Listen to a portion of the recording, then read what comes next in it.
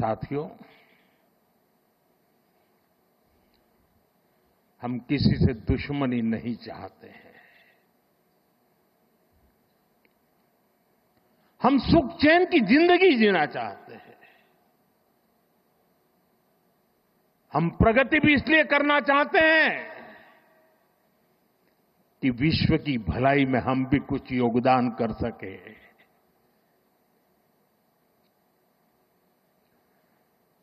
और इसीलिए हम एक निष्ठ भाव से कोटि कोटि भारतीयों के कल्याण के लिए प्रतिबद्धता के साथ काम कर रहे हैं। कल 26 मई था।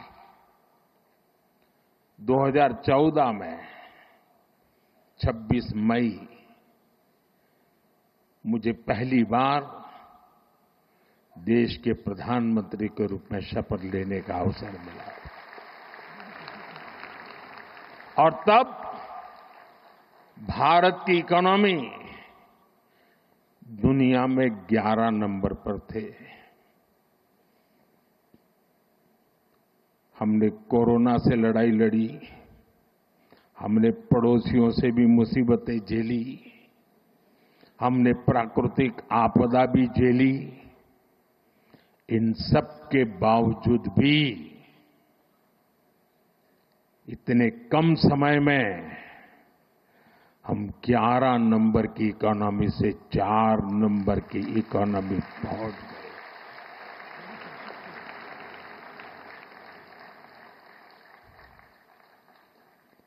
क्योंकि हमारा ये लक्ष्य है। हम विकास चाहते हैं, हम प्रगति चाहते हैं। और एक के बाद योजनाएं। और साथियों, मैं गुजरात का ऋणी हूं।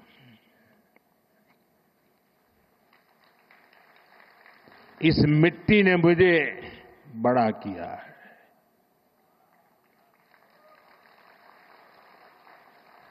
यहां से मुझे जो शिक्षा मिली, दीक्षा मिली, यहां से जो मैं आप सबके बीच रह करके सीख पाया, जो मंत्र आपने मुझे दिए, जो सपने आपने मेरे में संजोए, मैं उसे देशवासियों के काम आए इसके लिए कोशिश कर रहा हूं।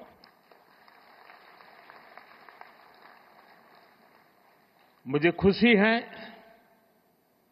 कि आज गुजरात सरकार ने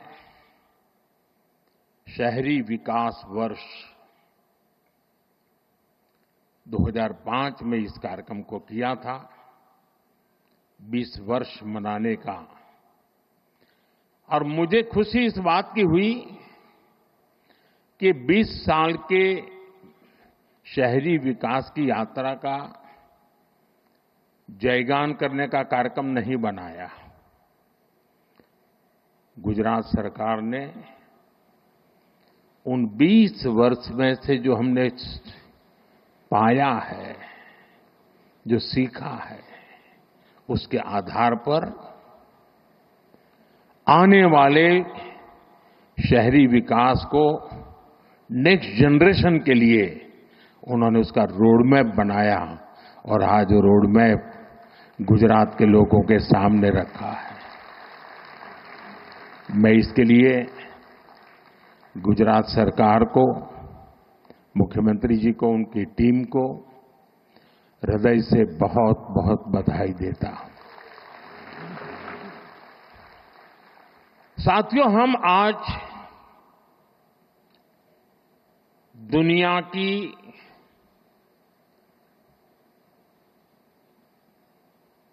चौथी इकोनॉमी बने हैं। किसी को भी संतोष होगा कि अब जापान को भी पीछे छोड़ करके हम आगे निकल गए। और मुझे याद है, हम जब 6 से 5 बने थे तब देश में और ही उमंग था, बड़ा उत्साह था, खास करके नौजवानों में। और उसका कारण ये था कि 250 साल तक जिन्होंने हम पर राज किया था ना, उस यूके को पीछे छोड़कर के हम 5 बने थे। लेकिन अब 4 बनने का आनंद जितना होना चाहिए उससे ज्यादा 3 कब बनोगे इसका दबाव बढ़ रहा है। अब देश इंतजार करने को तैयार नहीं है, और अगर कोई ने इंतजार करने के लिए कहा तो पीछे से नारा आता है, मोदी है तो मुमकिन है।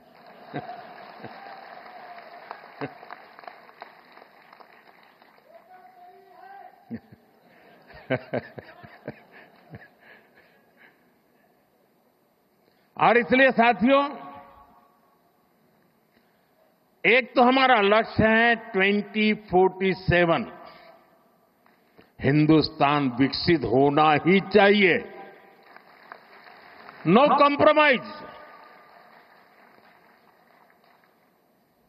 आजादी के 100 साल हम ऐसे ही नहीं बिताएंगे, आजादी के 100 साल ऐसे मनाएंगे कि दुनिया में विकसित भारत का झंडा फहरता होगा।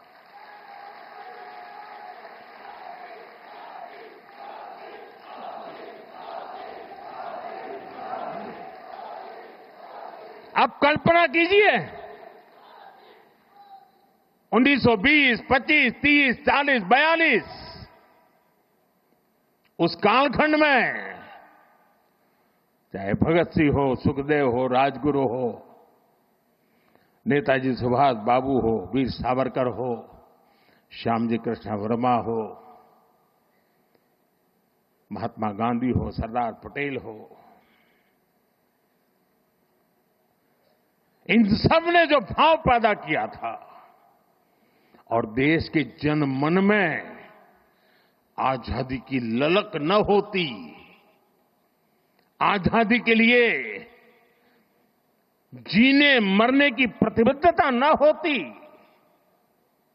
आजादी के लिए सहन करने की इच्छा शक्ति न होती, तो शायद 1947 में आजादी नहीं मिलती। ये इसलिए मिली कि उस समय जो 25-30 करोड़ आबादी थी, वे बलिदान के लिए तैयार हो चुकी थी। अगर 25-30 करोड़ लोग संकल्पबद्ध होकर के 20 साल 25 साल के भीतर अंग्रेजों को यहां से निकाल सकते हैं, तो आने वाले 25 साल में 140 करोड़ लोग विकसित भारत बना भी सकते हैं दोस्तों।